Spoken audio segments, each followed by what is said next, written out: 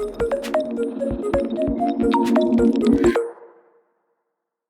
morning.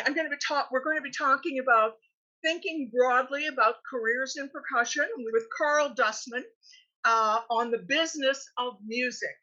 Okay. I am Ruth Cahn. I played in the Rochester Philharmonic for 34 years, taught at the Eastman School for 42. My specialty was young students and gifted students and young people who just loved music. And I was also the summer session director. And Karl, would you introduce yourself? Be happy to. I'm honored to be involved and invited to participate and share some thoughts and ideas that I've learned in 55 years in the music products industry, which really started, like many of our audience participants, as a performance major. And this evolved into kind of a tandem career in performance. I still play actively today, but also own and operate two successful businesses in the music area. So I feel this combination could be of some real interest to those people in the audience. Well, going back to the time when you were really focusing mostly on symphonic percussion, how did that benefit you as a person and your future career? I think the idea of pursuing orchestral symphonic percussion required me to learn and become proficient on all of the instruments in the percussion section. While we all have our favorites, whether it's timpani or marimba or snare drum, that we are best at, the idea that you must be able to proficiently play and understand and perform on all of the instruments and accessories really creates a lifelong journey of being qualified as a percussion expert versus, and I don't mean it negatively, but if you're a drum set player, some of the doors of opportunity are going to be limited because they are looking for a broader scope of musical percussion vision. I came through an organized program called commercial percussion back in the late 60s and early 70s at DePaul University, studying with Bob Tillis. This was an era when live music was a regular part of radio and television, and there was a lot of it being done live on the air in Chicago. And through that avenue, I learned the importance of being able to play everything from commercial jingles to background music for vocalists to you name it. So commercial percussion was my groundwork in that So area. when you were doing this career of really the symphonic career, how did it meet your personal and professional expectations? There's two answers to that, and I know we have some limited time, so I will keep them brief, but the answer to that is yes and no. Growing up in that period of time, many of the schools didn't know what to do with music-minded young people in high school or prepare them for a degree in performance or music education. So I give my parents full credit of exploring the traditional route of a symphonic musician. And I visited all of the key schools from Eastman to New England to Manhattan to Juilliard to Berkeley. And I did audition at Juilliard and went through their audition process. I did not qualify for them, so I came back to Chicago and pursued what I refer to as the commercial percussion. But having auditioned in front of Saul Goodman was an experience just in itself. So it was gratifying to pursue that as a 17, 18, 19-year-old, but it did not slow me down from the pursuit of performance or excellence. I had to look at other alternatives.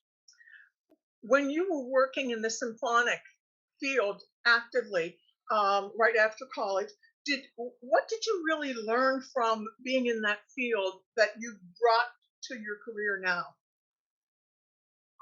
The importance of people, quite honestly. While we all play music, some of it we love, some of it we don't enjoy at all.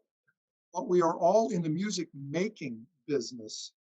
And the aspect, particularly in percussion and symphonic percussion, is the ability to deal with people of all types, all characters, all abilities and mindsets. And while the same is true with an 18-piece big band or a jazz ensemble, the essential element of that working in a percussion section is based upon the people in that percussion section in the back of the orchestra and the relationship they have with that conductor on the podium. But for the profession that you've worked in now, kind of the music business, obviously you've developed skills outside of the symphonic percussion area. Can you briefly describe some of the skill sets you use in business? You already talked about dealing with people. So, Right. In business, you have to be able to market yourself. And any type of marketing person will tell you no one can market themselves like themselves. And in order to do this in business, marketing yourself has to bring notice and create a certain reputation for your work, your qualifications, and your experience. The other element is diversification. You have to have wide angle lenses on everything that is going on in the business and around you. Performance, expertise, you need to be able to play all of the instruments, speak of all of the instruments. And I had the unique opportunity and requirement to go way beyond percussion. I needed to know string instruments intimately and woodwind instruments and brass instruments. You cannot limit your music business to just percussion because that's what you studied, love, and enjoy. The business is everything that makes music, which includes pro audio, microphones, sound reinforcement. Without musical instruments, there would not be any music. right. So there are a lot of other skills, more technical skills that you've developed. I've seen some of your marketing brochures that you mailed to my studio in the past, and they were just Sure. fabulous. Thank And I you. know you have skills in finance and also customer service. So if you could talk in detail about how you developed those kind of skills, because they're all very specific. Thank you. Thank you. A lot of that is a personal mindset. The music business, music products industry is really based upon people skills, as we've mentioned, but also salesmanship. I started selling Sunday newspapers. I had a paper route, and I would get on my Schwinn bicycle and deliver Sunday papers and probably make $3 on a Sunday. That was big money for me back in the 50s. But today, it's really about working as a team player, a team member, learning the ins and outs of every facet of that business. Well, I got started really teaching private lessons in my parents' living room at home. That escalated teaching lessons in a music store, which escalated into working part-time in the music store and eventually running the music store for the owners as they stepped back. So a lot of my education was hands-on. And now we have music business curriculums that will fast track young people through all of the things that maybe took me years to experience through hands-on. They can learn in 2 semesters.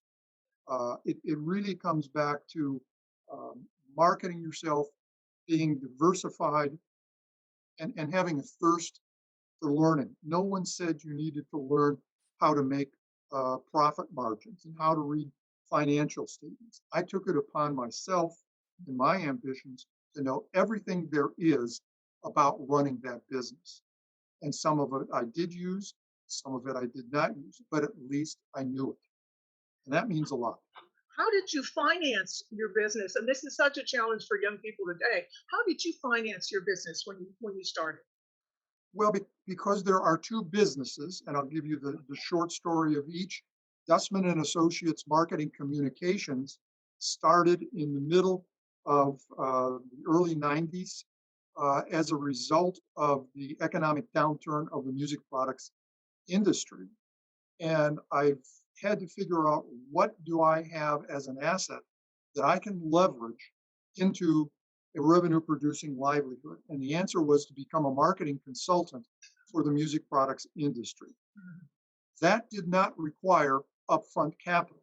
I needed a telephone, a fax, an airport, and I had 3 different business mailing addresses because I had a home in Nashville, I had my parents in Chicago, and I had an apartment on Long Island. So I had 3 different places of residences to, in fact, market myself. Professional Percussion Products is a by appointment orchestral percussion showroom, started in 2003 with about $20,000 cash savings. The advantage that I had then was that I was very well known in the music products industry, and a lot of my inventory was put on market test and consignment. I did not have to go out and buy $150,000 worth of inventory in order to have $150,000 worth of product in the showroom. So I had that advantage because everyone knew Karl and trusted me and put me on open account from the very beginning. That probably would not happen again today, but it did help me get started with about $20,000 up front of inventory that I needed to buy, everything from showcases to leasing and telephone equipment and so on.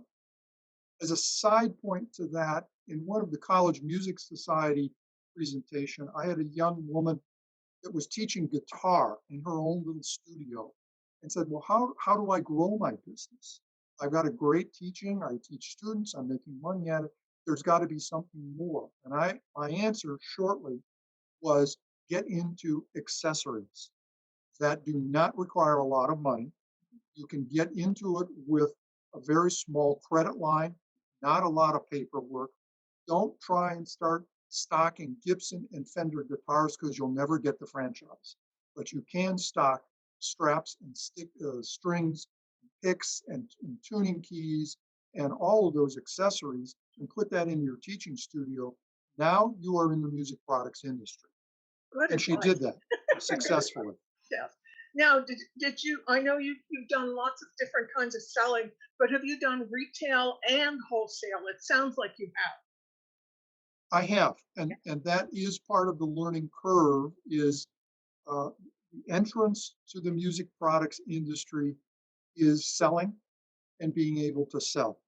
And if you are not a people person, you will not be a salesperson. And while I'm basically reserved, when I'm on, when the button is turned on, I can sell just about anything to anyone or convince them they need to learn more. And the selling aspect was imperative in the retail back in the early 70s when I was working retail at that time.